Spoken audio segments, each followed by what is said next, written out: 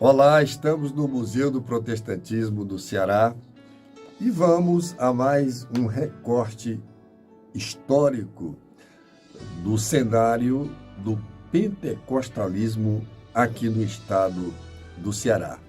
Neste vídeo, eu quero mostrar para vocês o local exato aonde aconteceram 3 batismos em águas na Fazenda Lagoinha, quando da presença de Adriano de Almeida Nobre para realização da fundação da obra pentecostal em nosso estado.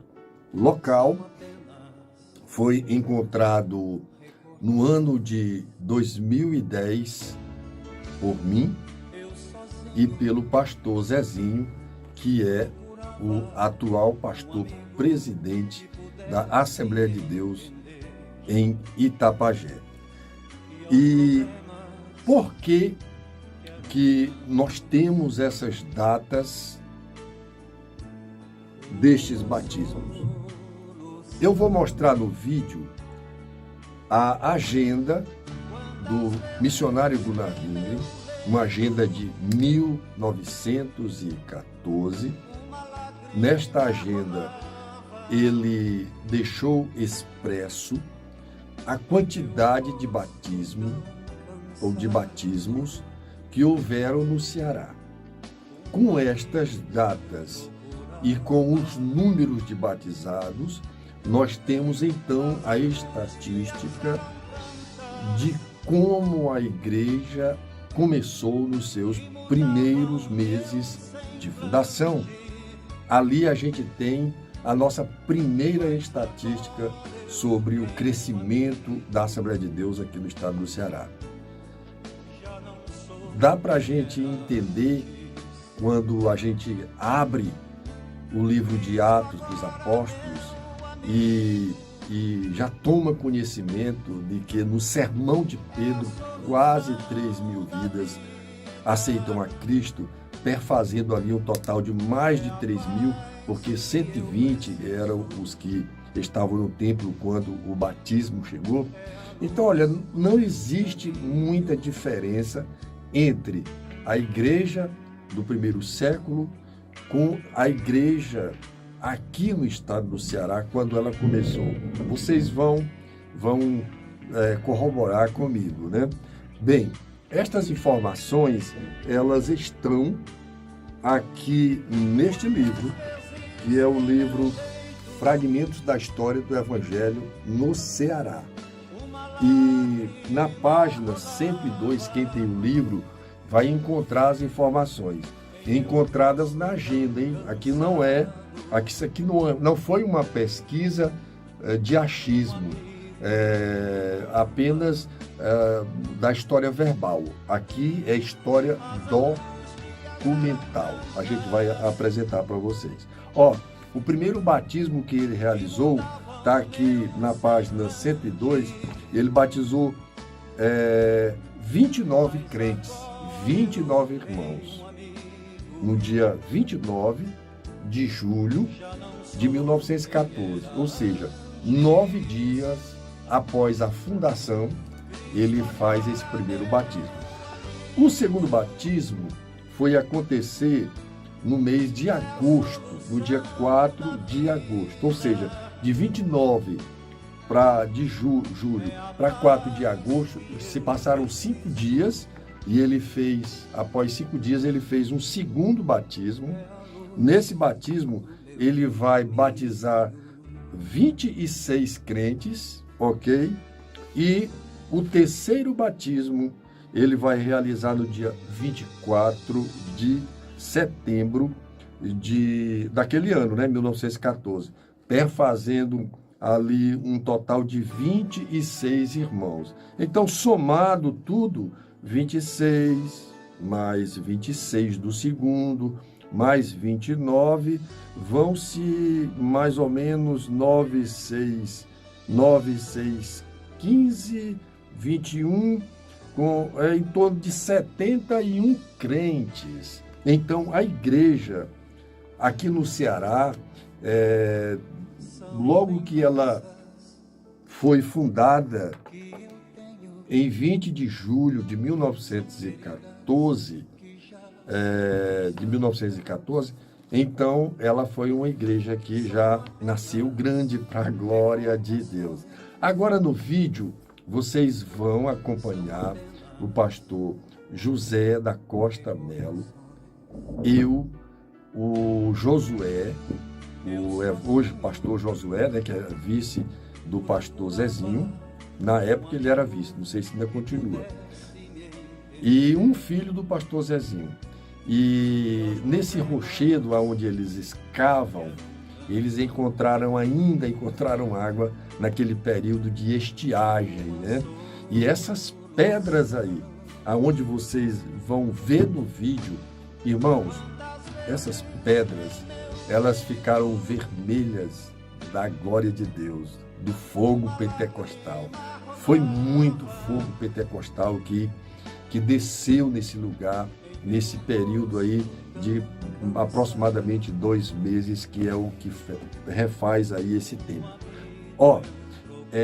A gente tem muita história ainda para trazer, muita informação para vocês. Eu peço que você divulgue esse vídeo para os seus grupos de amigos, nas páginas sociais de vocês, para que tome-se conhecimento daquilo que Deus fez aqui no nosso Ceará, ok? Que Deus abençoe a nossa gloriosa Assembleia de Deus no Brasil. E querendo conhecer o museu, querendo conhecer a história, estamos aqui à sua disposição. Deus abençoe. Vereador Carlos Castro, é isso aí. Vamos que o batismo realmente deve ter sido realizado aqui, nesse local, porque aqui é onde o riacho faz a curva, onde tem essas pedras, que inclusive está aqui presente o irmão Josué, evangelista e co-pastor da igreja, que assistiu um batismo feito aqui. Ele, ainda garoto, em cima dessas pedras, presenciando o batismo, porém, ele não lembra a data, mas com certeza ele já presenciou um batismo feito aqui. Isso indica que se alguém batizou aqui num poço que existia aqui, né, que continha água, nós podemos ver aqui pelas marcas. Pode ir, irmão José, põe ele. Podemos ver aqui as marcas. Isso naturalmente, olha, as marcas da água. Maravilha, o pastor está indicando ali a marca da água. Pode falar, pastor. Então, provavelmente essas areias na época não existia. Então, se nós olharmos aqui, dá suficiente para nós ter água suficiente para um batismo, como nós batizamos, que é por imersão. Se cavarmos aqui, ó, uma olhada ainda. Molhado ainda, ou seja, se cavarmos aqui, nós vamos encontrar água aqui recente. Então, pela data que foi feito o batismo, né, foi provavelmente entre o mês de dezembro para janeiro, provavelmente, nós não podemos afirmar categoricamente, mas é a lógica aonde se tem a entender isso, que o batismo foi feito no rio. Outra coisa, foi contado por uma neta de uma das pessoas que foram batizadas nesse batismo, que devido à perseguição, a mãe dela foi batizada juntamente com outras pessoas 11 horas da noite, ou seja, 23 horas. E além disso, como você já filmou, tem o registro da lâmpada que foi usada para alumiar a chegada das pessoas a esse local, provavelmente aqui. E a prova que tem tudo para ser aqui é que a irmã, filha da pessoa que estava sendo batizada aqui, ela conta que foi coberto a lamparina com um jornal por cima para clarear só para baixo, para não criar reflexo para fora, para não ser visto, não ser percebido. E além disso, ainda ficou um garoto na beira da estrada, do caminho, onde dava acesso ao rio, para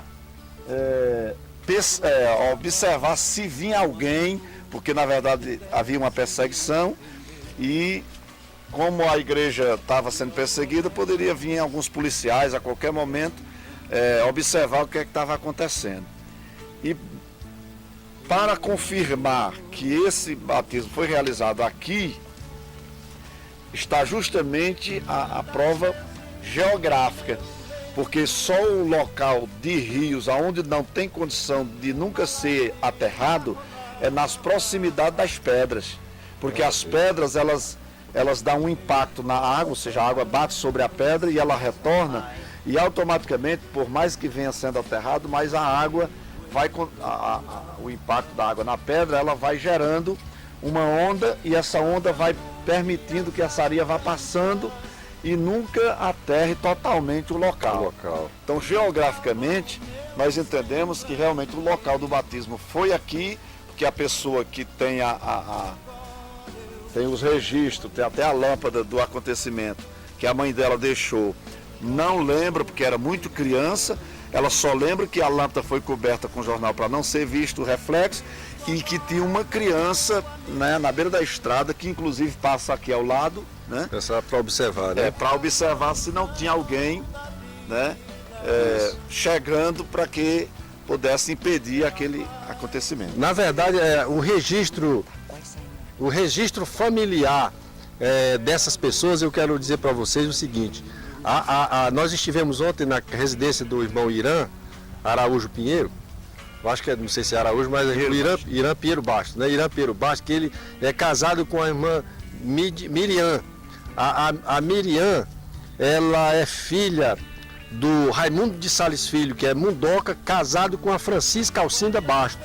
E a Francisca Alcinda Bastos é exatamente a criança que foi batizada aqui. A Francisca Alcinda Bastos, ela foi uma pioneira nesse trabalho do Evangelho.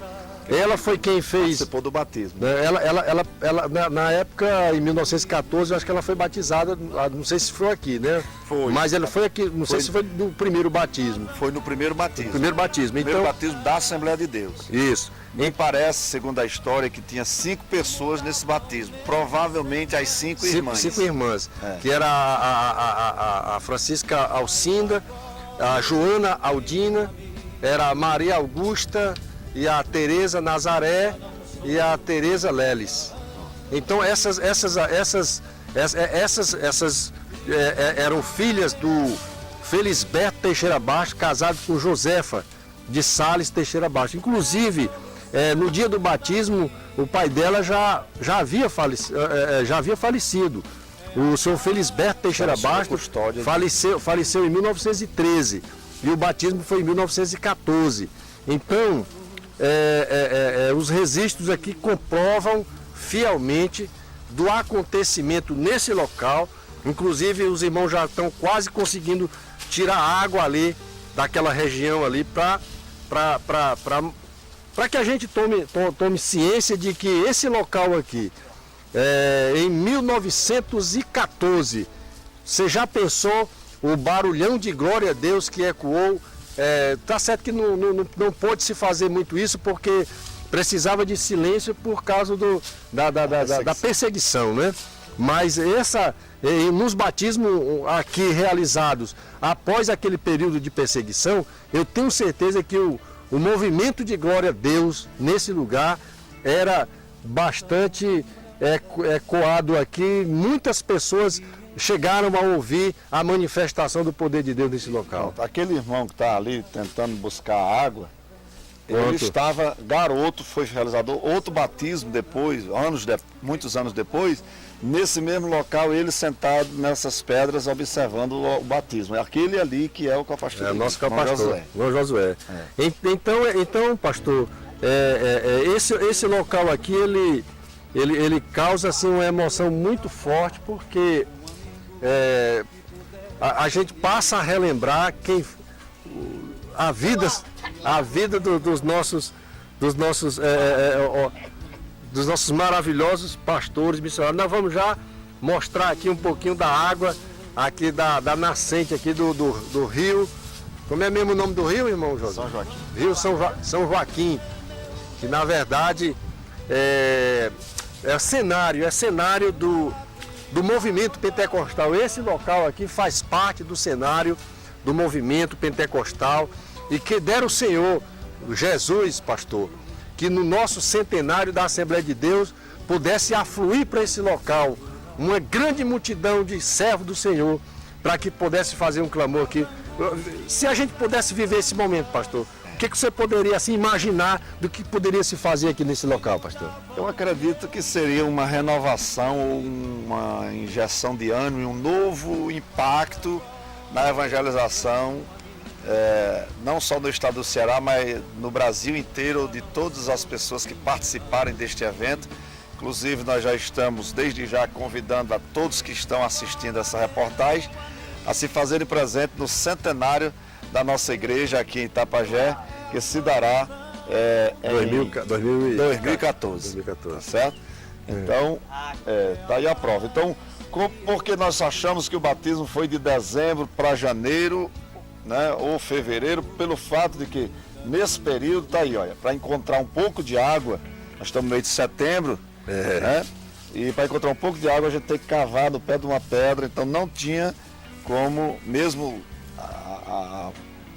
os acontecimentos que se deram de lá para cá já prejudicaram muito a natureza, certamente a água ela tem ficado mais escassa justamente pelo fato de dos assoreamentos, principalmente, né? E também os desmatamentos, muita coisa tem acontecido. Mas mesmo assim é conhecido na área geográfica do sertão que a água permanente, até em poço só, ou que sobra do inverno, que vai por junho, julho, agosto no máximo, ou atravessando o mês de dezembro para janeiro, que é onde dá